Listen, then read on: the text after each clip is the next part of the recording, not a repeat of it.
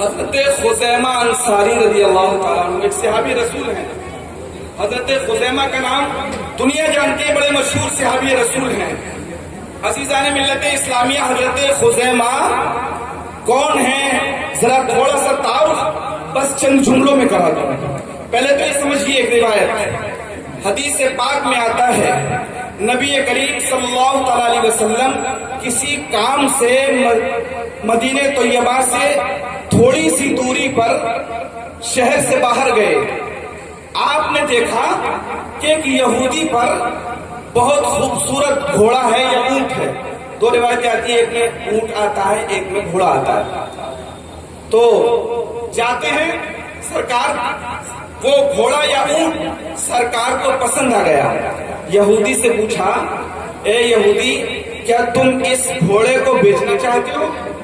یہودی نے کہا کہ ہاں بیچنا چاہتا ہوں، بیچنے کے لیے بازار لے جا رہا ہوں یا دوسری جگہ لے جا رہا ہوں.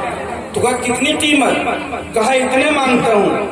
سرکار کو پسند تھا، سرکار نے سودا طے کر لیا اور فرمایا مدینے واپس چلو، جب شہر میں پہنچ جاؤ گے تو میں یہ رقم تمہیں دے دوں گا، طے شدہ رقم. عزیزان ملت اسلامیہ واپس آ گئے. سرکار اپنے حجرے میں تشریف لے گئے قیمت لینے کے لیے. ادھر یہ باہر گھوڑا لیے ہوئے کھڑا تھا. ایک اور یہودی آ گیا اور یہودی نے آ کر پوچھا، دوسرے یہودی نے آ کر اس سے پوچھا، اس یہودی کا نام تھا اس کا نام تھا سبا، غالباً یہ کچھ اور نام تھا، میرے ذہن سے فی الحال اتر رہا ہے. بہرحال اس نے پوچھا کہ یہ گھوڑا تو تمہارے پاس بڑا خوبصورت ہے. کہا ہاں خوبصورت تو ہے. تو کہا بیچو گے؟ کہا یار بیچ چکا ہوں محمد عربی کو. کہا بیچ چکے ہو؟ سودا پلٹ جاؤ، سودا پلٹ جاؤ اور میں اس سے ان سے زیادہ رقم تمہیں دے دوں گا. اگر انہوں نے مثلا 100 دینار دینے کا وعدہ کیا ہے تو میں 150 دے دوں گا، دوڑے دام دے دوں گا.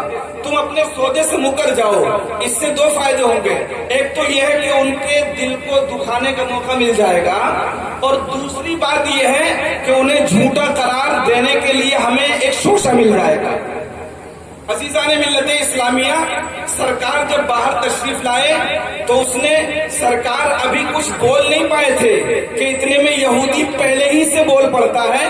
کہتا ہے اے محمد عربی، اگر آپ کو گھوڑا خریدنا ہے تو بتائیے، سودا طے کر لیجئے. آقا کریم علیہ الصلوۃ والتسلیم نے ارشاد فرمایا، آپ نے فرمایا گھوڑے کا سودا تو طے ہو گیا، یہ قیمت لے کر میں آ گیا ہوں، اس قیمت کو وصول کرو، گھوڑا میرے حوالے کرو. عزیزان ملت اسلامیہ، تو سرکار دو عالم صلی اللہ تعالی علیہ وسلم نے اس گھوڑے کو یہ فرمایا کہ میں تو خرید چکا ہوں. یہودی کہنے لگے نہیں، کوئی سودا نہیں ہوا. وہ انکار کر رہا ہے، سرکار اصرار فرما رہے ہیں. لیکن جب اس نے دیکھا کہ بہت لوگوں کی بھیڑ اکٹھا ہو گئی اور اس میں مسلمانوں کی بھی اچھی خاصی تعداد ہے، تو اس پر ایک ذہنی دباؤ پیدا ہوا. اب چونکہ وہ جھوٹ پر قائم تھا، وہ جھوٹ بول رہا تھا، تو جھوٹا تو بالآخر راستہ تلاش کرے گا ہی. نکلنے کی صورت دیکھنے لگا کہ یار جھوٹ بول تو دیا، مگر اگر یہ بات لوگ بڑھتے گئے تو عالم یہ ہوگا کہ یہ تو ایسے سچے ہیں کہ ان کے دشمن بھی ان کی سچائی کی گواہی دیتے ہیں، صادق الامین کہتے ہیں، لہذا کوئی بہانہ تلاش کروں. اس نے ایک بہانہ تلاش کیا. اس نے کہا اے محمد عربی، اگر آپ فرماتے ہیں، آپ کہتے ہیں کہ اونٹ گھوڑا میں نے خریدا ہے اور میں کہتا ہوں کہ نہیں بیچا ہے، اگر یوں نزع ہو جائے دو لوگوں میں تو آپ کی شریعت اس میں کون سا حل تلاش کرتی ہے؟ تو میرے آقا صلی اللہ تعالی علیہ وسلم نے ارشاد فرمایا کہ دو گواہوں کی موجودگی ضروری ہوتی ہے، کہ دو گواہ اگر گواہی دے دیں، جس کے حق میں گواہی ہو جائے اس کی طرف یہ فیصلہ ہو جائے گا. تو وہ کہنے لگا اے محمد عربی، آپ دو گواہوں کی بات کرتے ہیں، آپ کی شریعت میں دو گواہوں کی ضرورت ہے، میں آپ سے دو نہیں ایک ہی مانگتا ہوں، ایک ہی گواہ پیش کر دیجئے کس کے سامنے آپ نے خریدا ہے.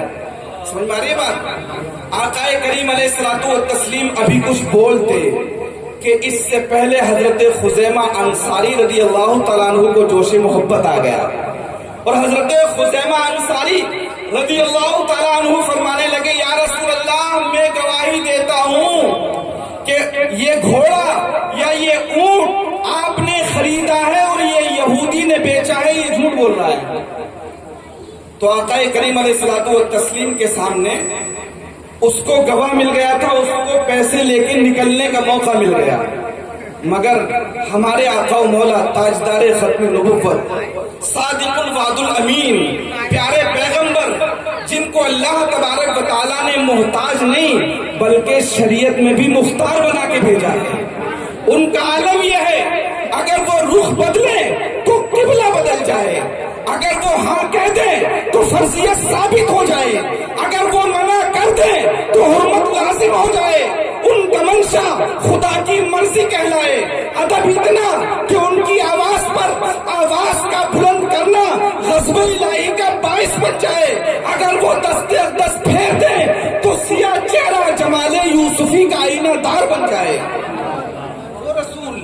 وہ رسول یوں ہی خاموش نہیں ہو جاتے، حضرت خزیمہ کا ہاتھ پکڑا اور مسجد نبوی میں لے آئے، اور صحابہ کرام کا مجمع آپ کے پیچھے پیچھے تھا کہ خزیمہ سے کیا پوچھیں گے میرے سرکار۔ سرکار نے خزیمہ کو مسجد نبوی کے صحن میں کھڑا کر دیا، اور کھڑا کرنے کے بعد حضرت خزیمہ سے پوچھا، اے خزیمہ، مسکرا کر پوچھا، یہ بتاؤ کیا تم نے گھوڑا یہودی کو بیچتے ہوئے دیکھا تھا؟ گھوڑا بیچتے ہوئے دیکھا تھا؟ حضرت خزیمہ آپ کہتے یا رسول اللہ نہیں دیکھا تھا۔ کہا مجھے خریدتے ہوئے دیکھا تھا؟ کہ یا رسول اللہ نہیں دیکھا تھا۔ تو کہا اے خزیمہ یہ بغیر دیکھی گواہی کیسی دے رہے، دیکھا بھی نہیں اور گواہی بھی دے رہے ہو؟ تو حضرت خزیمہ رضی اللہ تعالیٰ عنہ کا جوش محبت ابال پہ آ گیا اور عرض کرتے یا رسول اللہ ہم نے تو بہت کچھ نہیں دیکھا ہے، یا رسول اللہ ہم نے نہیں دیکھا کہ قیامت قائم ہوگی، آپ نے فرمایا ہم نے مان لیا۔ یا رسول اللہ ہم نے نہیں دیکھا کہ قبر میں سوالات ہوں گے، آپ نے فرمایا ہم نے مان لیا۔ یا رسول اللہ ہمیں نہیں معلوم قیامت قائم ہوگی، ہم نے مان لیا۔ یا رسول اللہ ہم نے فرشتوں کو نہیں دیکھا، آپ نے فرمایا مان لیا۔ یا رسول اللہ اللہ کا ہار ہے، ہم نے نہیں دیکھا مگر مان لیا۔ یا رسول اللہ جب سب سے بڑی سچائی خدا ہے اور خدا کو آپ کے کہنے پر مان لیا، جس زبان سے یہ سنا تھا کہ گھوڑا بیچا ہے اسی زبان سے یہ سنا ہے کہ اللہ ایک ہے۔ تکبیر، نعرہ تکبیر، نعرہ رسالت، نعرہ رسالت، سرکار کی آمد، دلدار کی آمد، مکی کی آمد، مدنی کی آمد، حضرت